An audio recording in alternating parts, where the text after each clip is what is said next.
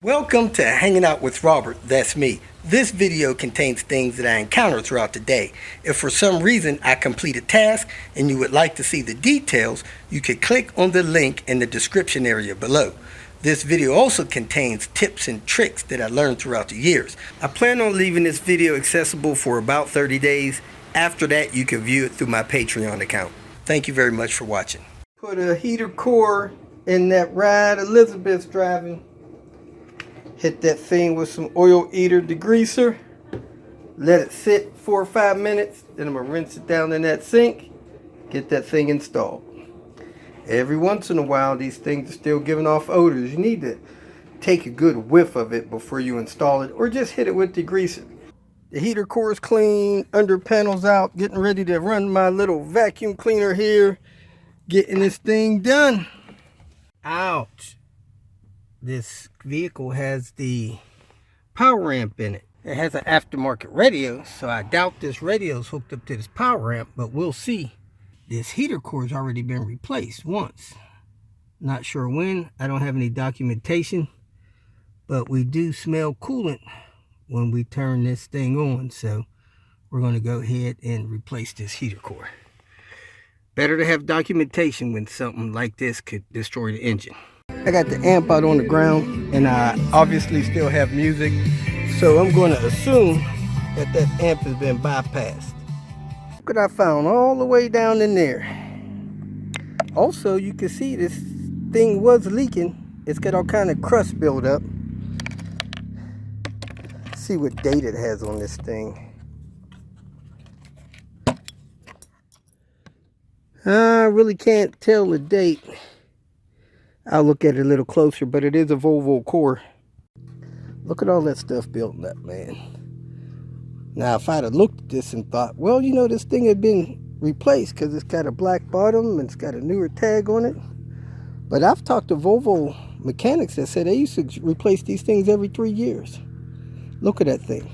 Could be a mileage thing, too. I think these things last, you know, 100,000 miles, something like that. And this car's probably got 350 or 400,000.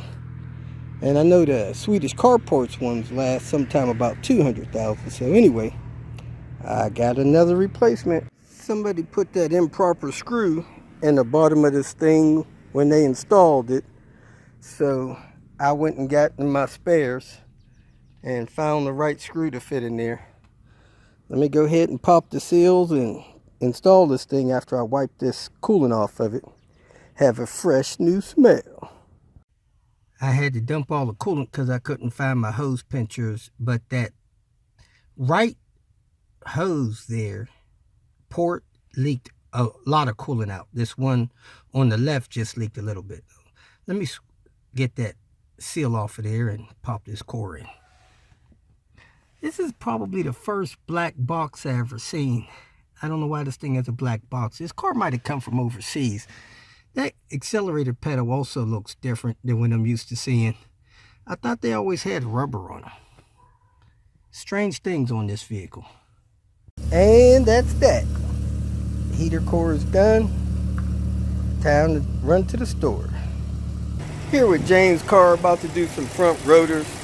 We've got coolant coming out of here. Maybe because it had a bad cap, I don't know, but it's showing a sign of bad head gasket, but passing the head gasket test. This thing is at full temperature. So I don't know what in the world's going on with this thing. James has a scan gauge here. Thing's at 200 degrees. Anyway, we're going to do some front rotors, a couple other things.